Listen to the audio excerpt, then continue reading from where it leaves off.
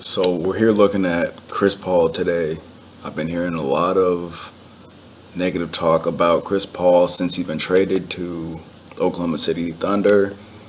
A lot of people feel like he's kind of out of his element, not the same player he used to be, which to an extent is true. But I'm hearing way too much slander about Chris Paul, and some of it's justified, but a lot of it is people not really paying attention to what he still offers. So in this video, I'm going to break down why, to me, Chris Paul is still an elite point guard and a point guard who could actually take OKC to the playoffs if he can stay healthy for an extended period. So the first thing to really look at when looking at Chris Paul is his ability to maneuver in the pick and roll game. So that's kind of his bread and butter, his whole career. That's been his thing, right? So Chris Paul's always setting up his pick and rolls, does one of the better jobs. But the thing that I've noticed in the last couple of years is he's not nearly as aggressive coming off of the pick and rolls. And I think some of that is speed, some of that is just, maybe not having the energy to go through a whole game of, coming straight off and attacking like he used to when he was with the Clippers. But here's an example. So here he gets the switch. He's got Boogie on him, right? This is an easy matchup, right? This should be barbecue chicken. And he's isoing, dancing with him, beats him off the bounce. Good finish. So, just a normal play, right? But what I kind of want to look at with this, especially when it comes to where Chris Paul is heading in his career, is I felt like this was too much dancing to beat Boogie off the bounce. So here, if he wants to, that's just a crossover right here, get right to the middle. He's going to have a layup. All right, brings him back. All right, now he can beat a middle. Crossover, that's fine, right? Finish, no big deal. I feel like the way Chris Paul plays now is not as efficient beating guys off the bounce, and that's not because he doesn't want to. I don't think he necessarily has that burst that he used to have. So when I'm looking at some of these clips, really pay attention to how efficient he is getting to his spots, because Chris Paul is still exceptional at probing and getting where he needs to. So here's an example. He's got Draymond on him right now. He's going to have Capella come up for a screen. Already had early in the game Boogie on him, trying to get this switch. Now, here's going to be two things to look at. So the first is, how is he coming off of this pick and roll right here? Right? So right now, in the past, in Chris Paul's career, in this situation, he's either coming here to attack, force Clay to help over, you got Eric Gordon in the corner, or he's going to make a move that we're going to see later that he still makes a good amount, and that is getting into this kind of free throw line area before the restricted area and getting to his pull-up. Here, he's going to make that move, but it wasn't as precise, and he's still going to hit, right? Still going to get his jump shot. But again, all about efficiency. His whole game, his whole career has been about efficiency. Last year, his efficiency took a hit. This is a guy who's normally in, around 50% from two, around 40% from three. Last year, dropped down, only shot about 42% overall from the field. Injuries definitely played a role. But you see how he's kind of looping out as opposed to attacking right off the dribble, getting to the middle, right? So right here, I want that dribble coming to the middle, which is where Chris Paul normally wants to get to, right? Here he loops out, and by doing that, Draymond's holding a little bit, nothing new there. By looping out, now DeMarcus Cousins is there, and Draymond is so tight, he's not going to be able to make any moves. So then he's going to get to a shot he loves, right? He loves those little pull-ups. The thing about those shots, though, is those are much more difficult shots than the ones that he gets when he has that soft spot that he gets right around here, around the free throw line. So that's kind of, when it comes to his efficiency, it's taken a little bit of a dip because these are the shots that he has to get now. it hasn't all been bad, right? Like, he can still beat guys off the dribble and finish in the paint.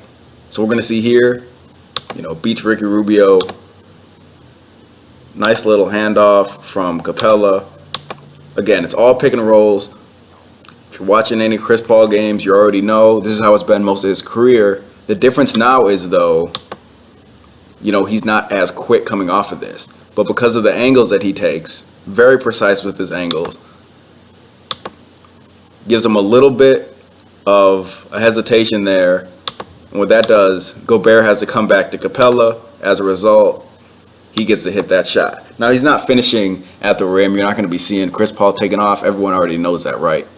But it's important that when he gets these type of shots, that he's getting them as uncontested as possible.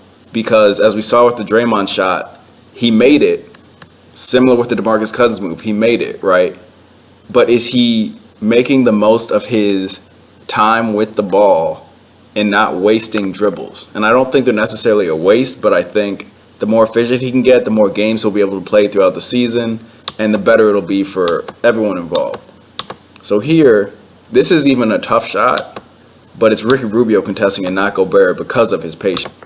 And one thing I've always loved about Chris Paul's game is you can kind of see the thought process and the high IQ and the decisions that he makes. And one of the main things he does, as well as just about anyone in the league, is when he feels there's a matchup to attack, he'll go straight at that matchup and force those switches when they're necessary. But what we're not seeing as much is Chris Paul attacking those switches on a regular basis. And I think part of that was Houston's system and him not really getting to be in that rhythm, kind of sharing it with James a little bit. So here he's got Iggy on him. Obviously, if you have a chance to get Iggy off you, no matter who you are, you'd love to get Iggy off you. So Fareed sets a great screen, right? So now he's got Jordan Bell. Iggy recovered pretty well from falling down. And now Chris Paul has a decision to make. But look at the way he came off that screen. He didn't come off that screen looking to attack Jordan Bell right here. Now, granted, you are going to have help. KD's going to be there. Clay's going to be there. But he didn't come off looking to attack. Right? So now stop it right here. If we go back to him coming off the screen. All right, so right now, if he comes off aggressive, like we saw him just do in the Rubio clip when Rubio was on him, as he did with the handoff. If he comes off aggressive, you're forcing Klay Thompson to make a decision, and this might look deep, but Eric Gordon can make this three all day. Instead, he comes off, softer, and then right here, now you have no option. Now, PJ Tucker is coming up, so it's about to be really congested. Here's the open space. Here, if I was Fareed, I'd actually rather see him try to roll and get a dunk here, but it works out, gets the ball, and finishes. But it's little things like this about Chris Paul's game where you don't see as much aggression in terms of making quick moves and kind of beating guys. And he has been always known as a guy who will kind of pound the ball, take the air out of the ball sometimes. But a lot of times those setups were setups where they were kind of efficient, and even though he was dancing a little bit, it would be to get to a point. Now I feel like his dancing is sometimes because he can't beat the guys as well as he used to be able to. Now see, this is exactly what I mean. So right now, I already got a switch on Jordan Bell, right? So now it's one-on-one. So ISOs to me are the one spot where Chris Paul is not where he used to be. In terms of IQ, this is a golden age for really point guards in general. The way Chris Paul plays the game, the way he thinks the game, to me, I couldn't give you 5 better point guards in the history of the league who have that IQ that Chris Paul has. But in these isolation situations, he's not nearly as dynamic, beating guys that he should. He struggled against Jerebko in the playoffs, struggled against Jordan Bell at times. And these are guys who 3 or 4 years ago you would say, that's an easy beat. But here we're going to see, all right, setup dribbles. This is typical. Chris Paul does this all the time. Nothing different. But see, he wasn't able to get that quick move. And he does have to go with this pull-up because shot clock's running down, as you might not be able to see. couldn't really get what he wanted to get. But why I keep talking about efficiency and emphasizing that is because, okay, right here when he gets into this hesitation, right? When he gets into this hesitation, Jordan Bell's back foot sliding back. He can beat Jordan Bell right here 9 times out of 10, at least you would think, right? And even with his between the legs, you expect him to be able to now, with 4 seconds left on the clock, be able to make a move and force a decision somewhere, right? Either Eric Gordon's going to be open if Clay helps, or we're going to have PJ Tucker open. Instead, crosses back over, right? Now Jordan Bell's right there where he was.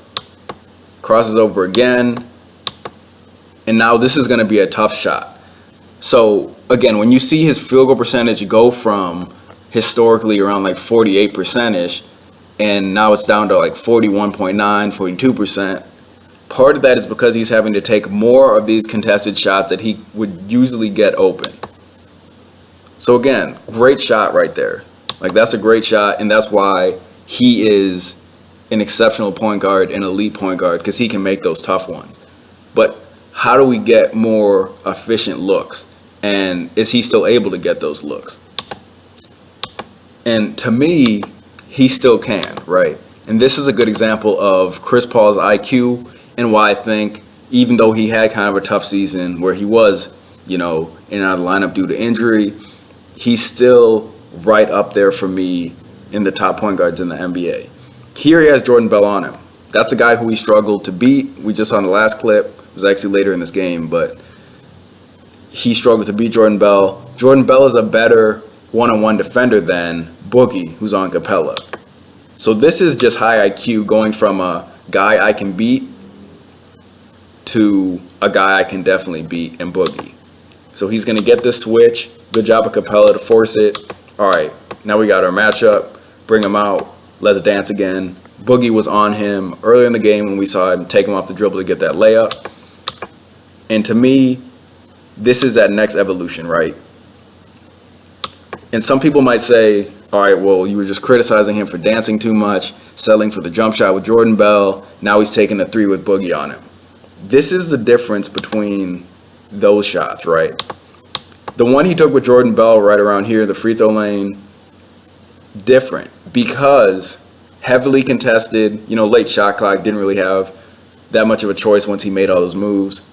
Different situation. Right here, the reason why I think this is a better shot for Chris Paul and why this is a shot that he's, this is the type of efficiency I'm talking about, is because once he forces a switch, the attack's not really going to be here because Sean Livingston's already in the paint, Steph's already here.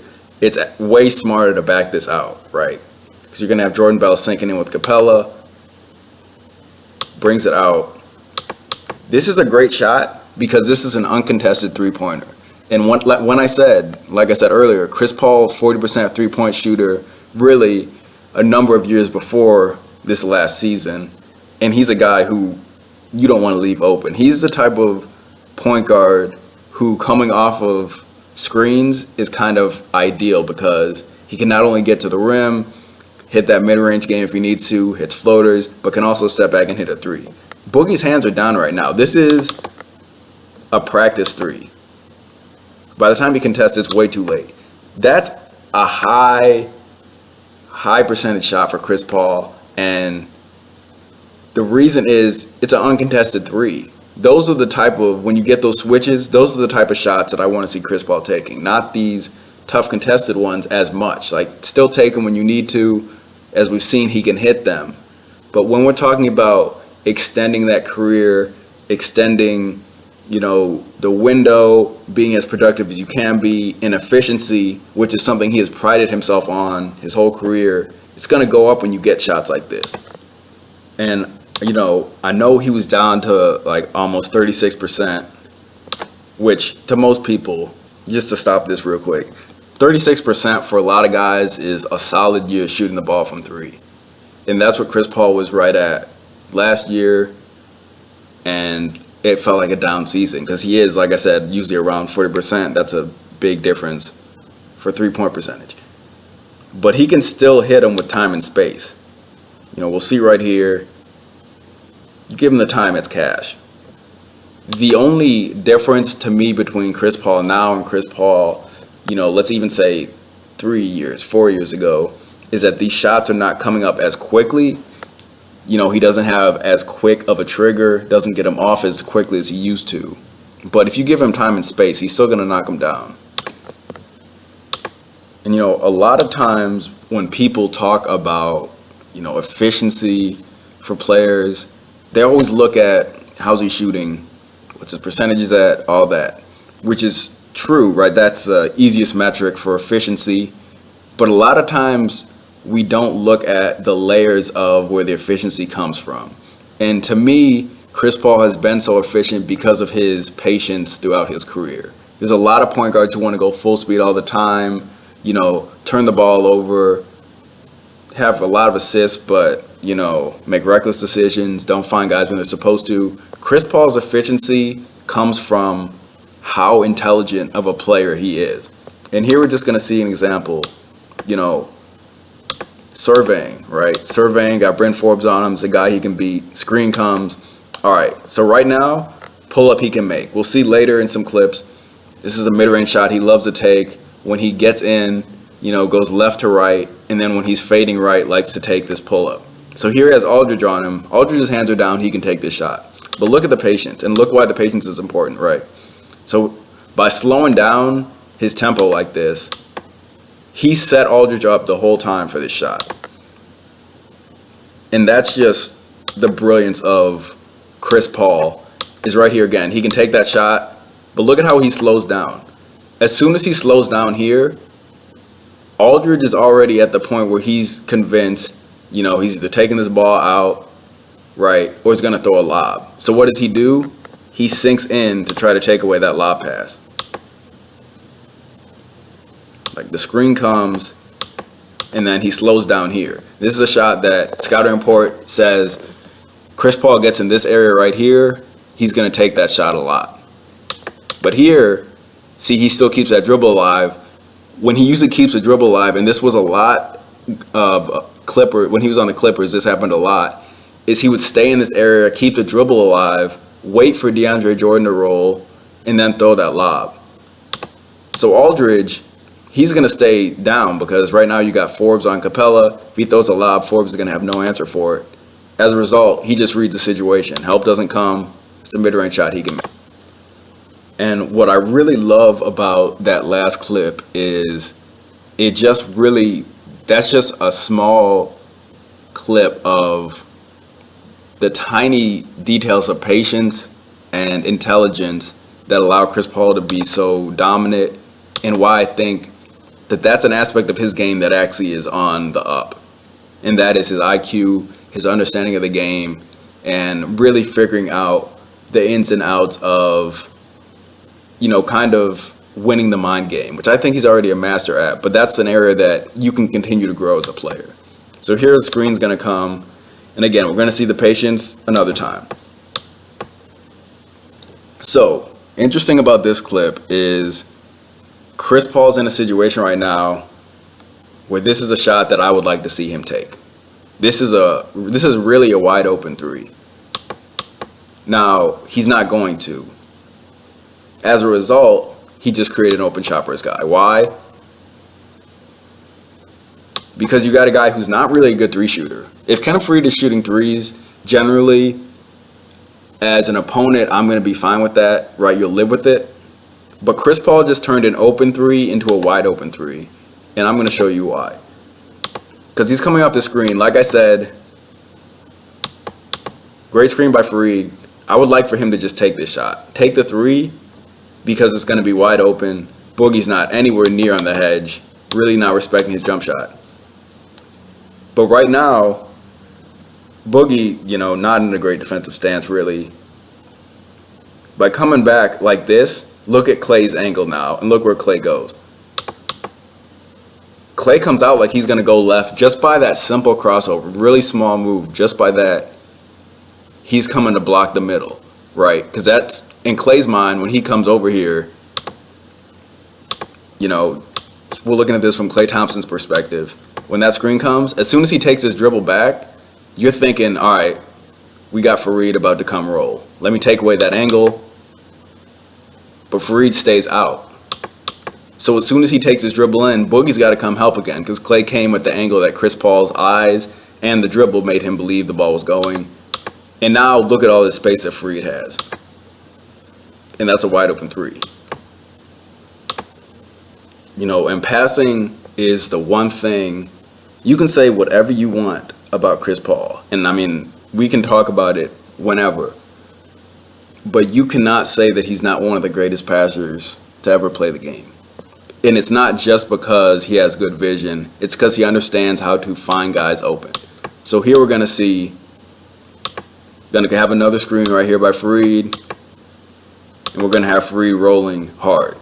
So right now, because of the way Noel came out, it's basically a sprint between Fareed and help side defender right here, right? Because Noel's going to try to sprint back, have active hands if he can, but if not, Fareed's going to get a dunk. Look at the read. It's a great skip pass out. James Harden hits a wide open three. And we don't see a lot of that because James Harden doesn't spot up a ton. But this is another example of just a smart read, right? The help is kind of coming. You know, PJ Tucker might be open here. But even to have the vision, when you have a 6'7" Terrence Ferguson on you to come over, Schroeder's getting sucked in with Fareed because he has to, right? Because now you got two guys on Chris Paul. He drove with a purpose. Noel came to help. Who's open? James Harden, former MVP. And that's a rarity. James Harden gets an easy shot. And to me, this is what the Rockets needed to do more of. Kind of allow Chris Paul to go to work. You know, not be high usage, but be able to be more creative off those pick and rolls at a higher rate so James Harden didn't have to be, you know, the workhorse all game, all by himself. And we really see the benefits of that in the last Harden play. And it showed itself, honestly, in last year's playoffs. When Chris Paul was playing, they were beating the Warriors, and it was a lot of that. And Chris Paul was the catalyst in that series before he got hurt. But the vision and passing ability of Chris Paul opens the game up for everybody. So we're going to see here, Gordon's going to come with the first screen. Capella's going to come with the second. You know, Gordon's going to be taken away by Bogdanovich. But now you got the rookie right here. And you know, that's why you know the intelligence of Chris Paul, because if you watch games like this against a young team, or really against any team, and he knows he has a matchup, he'll abuse that matchup to death. So he's got Bagley right here. There's no way you're going to get that help right there from Frank Mason. So now it's one-on-one, because on the weak side, they're not trying to lead Gerald Green. And that's just a nice pass. Perfect timing, and it was a rhythm pass. So he's making that pass, you know, between steps, really. It's a great pass, gets Capella a wide open dunk. And it's any way you want it when it comes to Chris Paul's passing. You can do it in the half court, off the dribble. Here we're going to see in transition. So Chris Paul's coming up. That's a great, great pass to get a wide open three. Bounce pass, on point, on target. And that's actually a really difficult pass to make, especially with this angle. So let's look at, you know, the decisions that are being made here. So right now, you got Capella doing exactly what he's supposed to do. And the open three is actually because of Clint Capella here. And for bigs, this is why you run the floor, even if you're not getting the ball, right? It's not about numbers. It's about the impact you have. As a big, if you're running the floor like this, you're beating your defender up the court. That forces help, especially when you're a rim rocker like Capella. Jay Crowder has to help, because if he doesn't help, that's a pass. Wide open to Capella. And what Chris Paul is going to do with his eyes, which you can't really see as much in this video, is he's going to make it seem like this pass is going to Capella. And that's why it's such a great pass. So if we go back to it full speed, right? You got Capella running. He looks off Crowder to make him think the pass is going to Capella. As a result, it's a wide open three for a dude in the corner. Easy three for Shumpert. And you know, he's a pick and roll maestro. Everybody knows that. And if you think of guys in the league who are exceptional in the pick and roll, Harden's now up there. You look at LeBron, the way LeBron really sees the court when he comes off of pick and rolls, and even historically, you look at a guy like Steve Nash, John Stockton, guys who were just exceptional at assessing the pick and roll. The thing about Chris Paul that makes him so dominant in these screen and roll situations is that he is actually a legitimate threat to score off of any level. So here we're going to see little probing, and then he's going to hit this shot over Rubio. And, this is a slight change of pace and direction that kind of makes Chris Paul so good. Not as quick, right? Like, even this move, he beats Rubio, right? Sets it up like he's going to be using the screen, rejects it. And he beats Rubio here, but he doesn't blow by him. And then you got the best, shot blocking center in the league in Gobert right here. Chris Paul knows that. So that crossover turned him around. He could probably try to flip that shot up. But instead what he's going to do, keep his dribble alive. And that's why I mentioned a guy like Steve Nash, because Steve Nash was probably, he might have been the best player at keeping that dribble alive and probing until he had an out. He didn't pick up his dribble. Worst thing you could do in that situation is pick it up, and then you got 7'2", taking away all your passing angles. Keeps his dribble alive, and then stays patient. Then has a high release on his shot, which makes it so difficult for guys to block. But now, I want you to keep that in mind, right? Keep the way he attacked Gobert there and the way he kept that dribble alive in mind for this next clip. Because we just saw the way that he attacked, rejected that screen, got in, kept his dribble alive, and all that, right? So it's an option. So here, Fareed is going to actually reverse the screen, and now he's probing again, right? We saw the probe before. So now what is Derek Favors thinking? All right, this is a shot he can make. Joe Ingles is going to do a nice job of having high hands to try to avoid the passing angles. But Favors right now doesn't really know, right? Because throughout the game, he had been looking for shots in this area and even attacking off of that. So as a result, all right, let me draw you in and finish. And the thing that was so great about that pass right there is because it was a one dribble decision that Chris Paul made here that allowed Kenneth Faried to be wide open for the dunk. And I'll show you right here. So that's a pull-up he can make, right? It's this dribble right here, that little hesitation step right there, the look back. Because he made that aggressive move to go to the left, Derek Favors did not have a choice but to try to stop the ball because Ingles wasn't back yet. And because of that, the help side wasn't there in time. But because of that, he's able to throw the pass back, and Fareed's a high flyer. So that's a dunk created by just one extra dribble. And it's really, there's layers to the ways that Chris Paul can dominate coming off the dribble and coming off pick and rolls. And we're going to look at a couple clips here. So here PJ Tucker's going to set first screen, Capella's going to set the second. And this is why I said, this was actually earlier in that game, and why that last clip we saw from Derek Favors, why he didn't have a choice. That's Chris Paul to a T. That is Chris Paul's bread and butter coming off of a screen, is getting right to that free throw line area, coming off his right, pulling up. And that's cash all day. Most right-handed players prefer to do that damage going left. Chris Paul is very good pulling up off his right as well, especially when he's going more to the baseline. And, that's a shot he can make 9 times out of 10. But, okay, we see that he can hit that shot, right? Which everyone already knows, but throughout the course of a game, these are the reads that are being made by Chris Paul to kind of identify areas he should attack.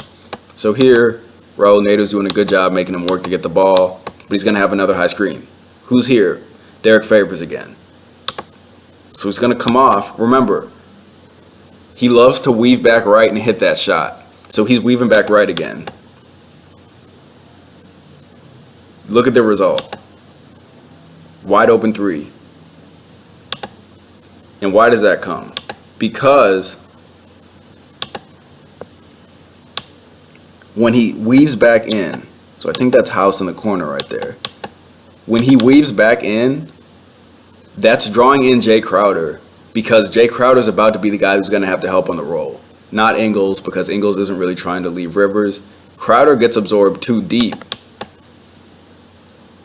And instead of attacking here and trying to hit that contested pull-up, he's got a guy wide open in the corner here because the defense is afraid of him getting that mid-range shot and afraid of his ability to hit the roll man. And now, what happens now if you're able to hit that mid-range shot and they already know if they send that help from the corners and you got shooters there, you can't help? That's when it all comes down to having a guy with the ball who knows how to make the correct read. So here, let's see what we have. We have PJ Tucker in the corner, Kemba's on him, Eric Gordon on top, no chance you're leaving him, so you're probably not leaving either of these two, right? And then on the weak side, it's coming from this side, so the roll help is actually going to be Kemba. So we're going to see Chris Paul come off, right? He's coming off.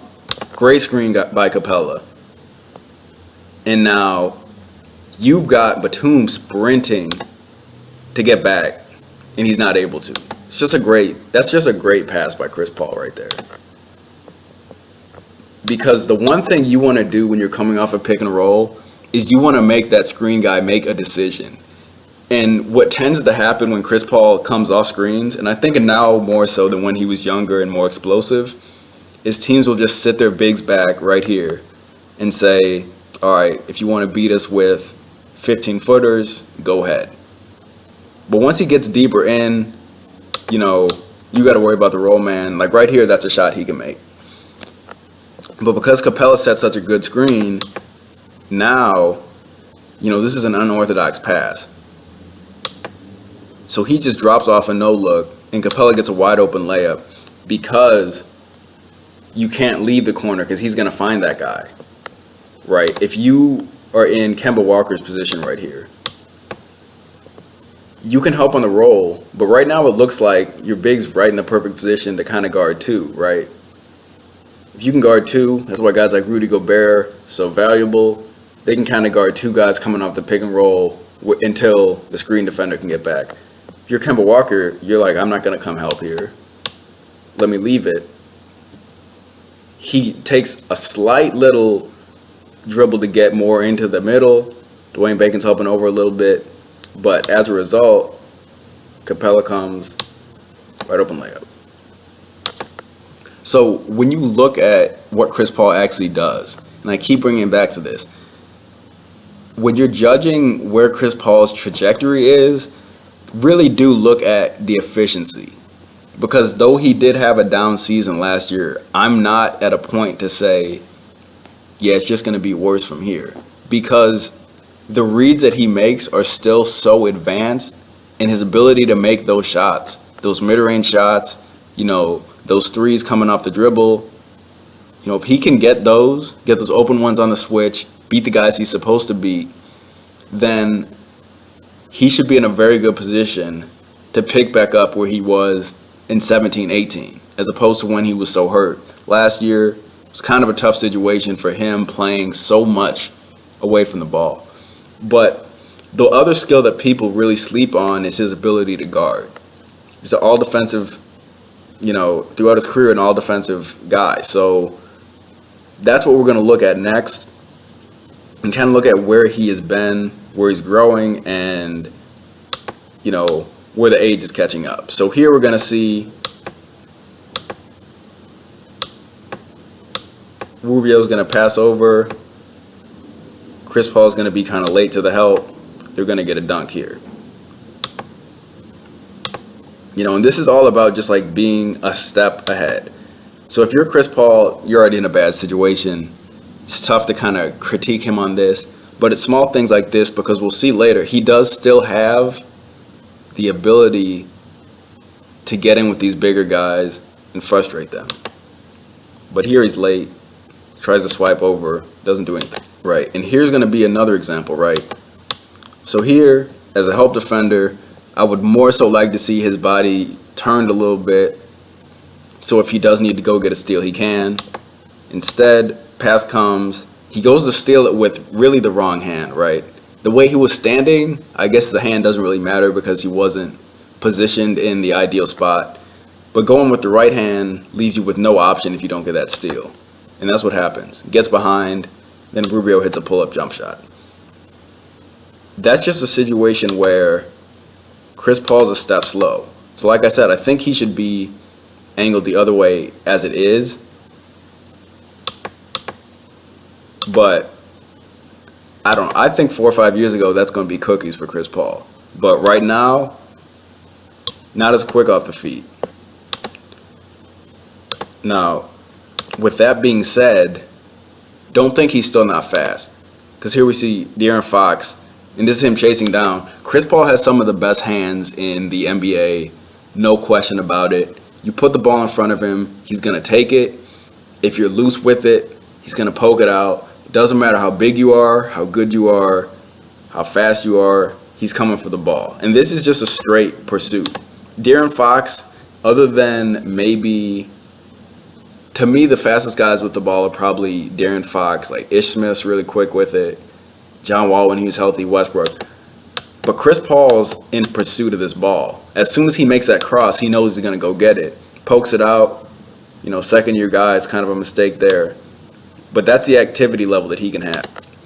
But at the same time, right, so I know what he can do. That's why when I see plays where he's not as engaged defensively as I've seen him be for longer stretches, that's when I have questions about, is it his age, is it his health? And I think that's fair for people to question. I think that's something that he is trying to get more consistent with, and people who look at it from the outside have the right to say, that's not the CP3 that we had seen, which is true. And here's an example of that. So here we're going to see Donovan Mitchell come off a screen. PJ Tucker's kind of with him, but not really. And we're just going to see him turn the corner. I mean, that's just bad defense. So that's bad help defense on two parts, on Chris Paul and James Harden right here. But I think more so on Chris Paul. And here's why. He barely screened him. So Gobert's rolling, and we're going to see a little bit of help here from Gordon. Capella's going to get to him. But he didn't really get a hedge. So the reason why this is so bad, and if Chris Paul and James Harden were switched, or let's say Ingles was up here, then I would totally respect that. Like, let's say Ingles is on the wing, fine with this decision by Chris Paul. My issue is regarding rookie Rubio, who is low 30% from three, also has a very slow jump shot. So if Donovan Mitchell, if we take this back, if Donovan Mitchell decides right here, Chris Paul comes to help hard, right, makes him give the ball, and he kicks it out to Rubio, Chris Paul's going to be able to recover. And if he needs to force him to the basket, you're going to have Capella. PJ Tucker's probably going to be there as well. This is a play where, that's just defense that you can't have. And this is why I bring this up. And this is not even so much about age as I brought up.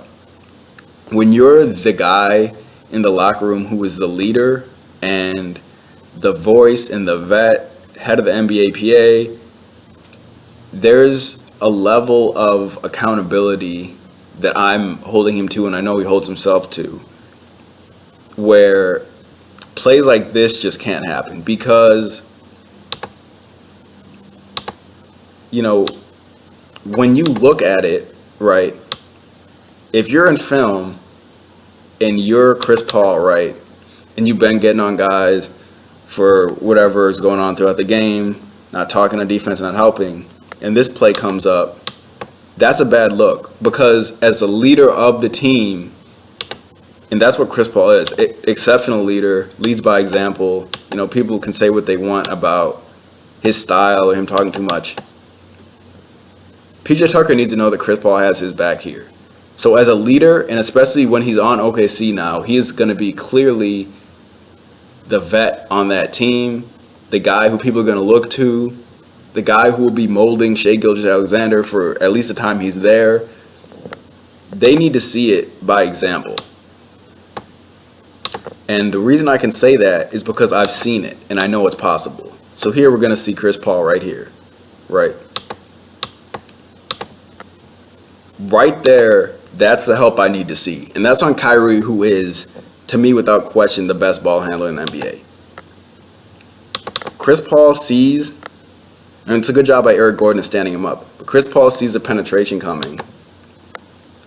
We're going to see him right there, right? He sees the penetration coming. Who is he on? Similar to the last play. Marcus Smart actually shot better from three than Rubio did.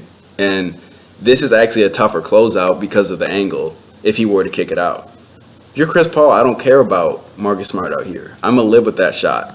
I'm not going to let a Kyrie Irving or a Donovan Mitchell, like in the last clip, just get to go to the basket. So he comes in, great hands like we've seen before, and just takes it away.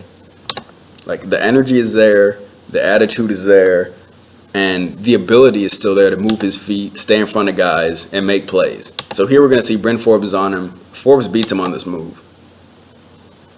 Stays in constant pursuit all the time. Too competitive to give up after this crossover. So look where his feet are at after this initial move. Like, Chris Paul is beat right off the bat.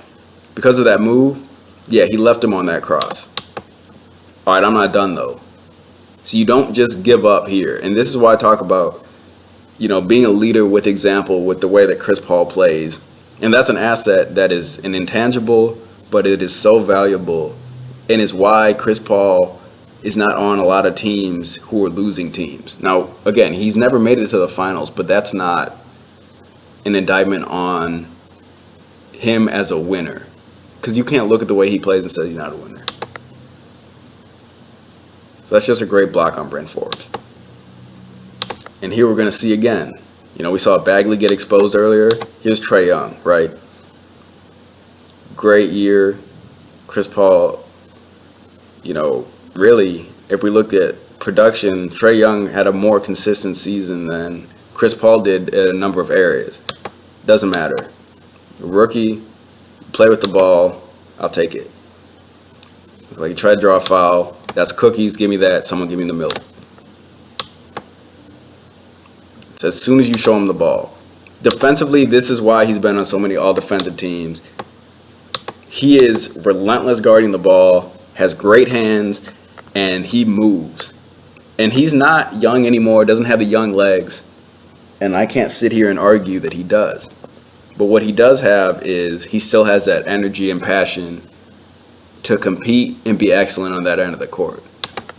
With that being said, he is a very, very generous 6 foot. I think he's, in reality, probably closer to 5'10". He is undersized, very strong, but as a result, can be subject to being scored on in the paint. And when switches happen, just because of size, we saw earlier with Rudy Gobert, like I was talking about, when he was late on that help.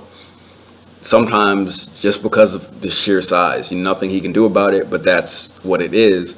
And you have to take that into account when you're looking at where a player is at. So here, a couple back downs, good help comes, but again, he gets too deep on those, and Rudy Gay is going to be able to make that shot. But at the same time, I'm not going to say after that Rudy Gobert clip and tell you guys how, Chris Paul can guard in the post, and then not be able to show you any examples. So here is 6'10" listed. I think he's closer to 7 foot Ben Simmons. So this is a point guard on point guard, but a giant point guard, right? He's got at least a foot on Chris Paul. Posting him up, show it to me, I'll take it again. And I'm gonna let everybody know about it too. It's the same thing that happened with Trae Young, right? He's low, right? He's low to the ground, and he knows that. So if you show him the ball, and another player that does a great job of this is Kawhi, and that's why he's also such a great defender, is if you show a good defender the ball, Tony Allen was great at this as well, a good defender is going to take it if you show it to him like that. Ben Simmons thinks because he's got the size mismatch. Honestly, this should just be a couple of back down dribbles and then a spin to his left hand. But he's going to take it. And then here we're going to see an example of kind of the entirety of the defensive ability that Chris Paul still has. Like, all these clips are from this last season. So here, it's going to be one-on-one. You already see good defensive stance, switch his footing so he could get in the right spot. Koufos is going to come for a screen. We're going to see Yogi Ferrell try to reject it. Chris Paul's right here. Now, most guards in the NBA are bigger than Yogi Ferrell. He's about 6 foot, probably like a buck 80. But look at the footwork. Chris Paul gets right back up in him. Screen's coming. All right, that screen worked. Is he done? No. Understands he has a mismatch. Now, this right here is bad positioning to be in if you're Chris Paul. But the thing about it to watch, and watch as this develops, he doesn't give up. And that's the thing you need to pay attention to when looking at his defensive ability, is even though he's getting up in age, that competitiveness and the intelligence of knowing how to pull the chair, how to move around guys, get around bigs is an impressive skill. So good D by PJ Tucker. And then he tries to bounce it to Kufis. And Chris Paul just says, give me that. So he falls down. Now he's going to try to pass it to the 7-footer who just had great position. But again, if you put the ball in my area, from Chris Paul's mindset, if you put the ball in my area, I'm going to take it. Kufis doesn't have strong hands with that. Chris Paul does have strong hands. Takes it, they get out on the break. And here's just a few more clips of why I'm still convinced Chris Paul is going to be not just an elite point guard this season, but for multiple seasons to come, because there are still so many parts of his game and layers of his game that are going to go well with age. And one of them is his ability to post up. So we're going to look at one clip of him posting up here. It's going to have Forbes on him. Good where he catches it. This is kind of like where he likes to catch it in the post. He's more of a mid-post, post-up player. He's one of the guards who, after he kind of got hurt a little bit with the Hornets, he did a lot of work on his back to the basket game. And he could do things like this. So we're going to see, waits for Pirtle and Capella to kind of get out of the way. All right, so now it's one-on-one. So we're going to see right away when he gets the ball here, he's going to reverse pivot pretty much right away as soon as Pirtle gets out of the way. He can now pull up off a sweep, which he's exceptional at. He was one of the better players in the league at hitting shots off of a sweep. And if you've seen any videos of him working out this summer, he's done a lot of those in one-on-ones. He can sweep and shoot it in one motion about as well as anybody. Can get fouls on it as well. Kevin Durant also exceptional at that. But he's got him in the post here. And now he can work with him, because he can either take that shot, head fake, get him up in the air, get a foul, or just drive straight past him. So here he's going to do exactly what I talked about. He's going to do, a little, it's like a hesitation jab step right here. And just get it right up into his shot. Has a very high release. And can score on guys in the post that way, or go back to the basket, back him down even further if they're, a little smaller than he is. Now, this play right here is the one we're going to end on.